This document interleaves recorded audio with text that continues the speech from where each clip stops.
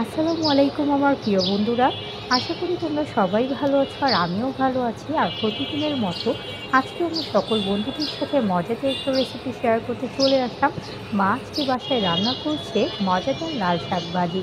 যে গরম পড়েছে বন্ধুরা, মাছ মাংসের পাশাপাশি যদি এরকম শাক সবজি খাওয়া হয় তাহলে শরীরের জন্য খুবই উপকারী। তাই ভাবলাম যেহেতু মা আজকে লাল শাক ভাজি রান্না করছে, মায়ের হাতের রেসিপিটা আমার সকল বন্ধুদের সাথে শেয়ার করা যাক।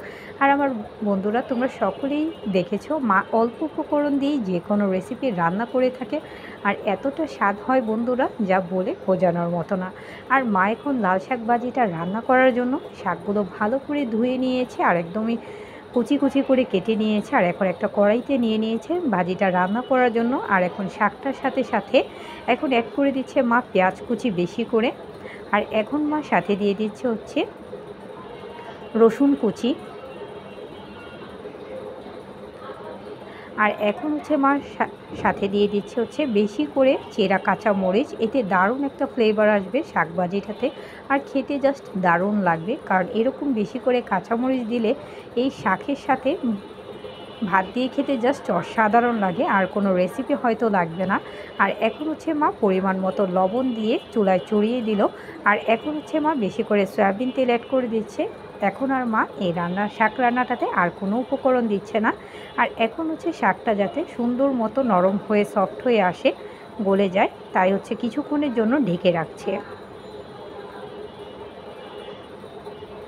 কিছুক্ষণ পর মা ঢাকনাটা তুলে নিচ্ছে বন্ধুরা। তোমরা দেখতেই পাচ্ছ একদমই কিন্তু সব কিছু গলে একদমই পানি চলে এসেছে। মা কিন্তু এখানে কোনো রকমের কোনো পানি অ্যাড করে নেই বন্ধুরা। আর এখন পানিটা শুকাতে একটু সময় নেবে, তাই হচ্ছে মা চুলার আঁচটা বাড়িয়ে দিয়েছে। আর এরকম শাক সবজি কিন্তু যে গরম পড়েছে, এই গরমে শরীরের জন্য খুবই উপকারী। তাই মাছ মাংসের পাশাপাশি যদি এরকম একটা রেসিপি ভাতের সাথে থাকে তাহলে তো কোনো কথাই নেই। আর মা এখন ভালো করে নাড়াচাড়া দিয়ে পানিটা শুকিয়ে নিচ্ছে।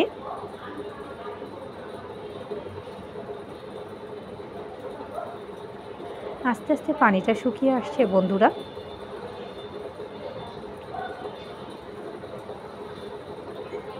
তৈরি হয়ে গেল মায়ের হাতের অল্প উপকরণ দিয়ে ঝটপটভাবে মজাদার শাক ভাজি। আশা করি আমার সকল বন্ধুদের কাছে আমার মায়ের হাতের এই লাল শাক ভাজির রেসিপিটি ভালো লেগেছে। তোমরা একবার হলো বাসায় ট্রাই করবে।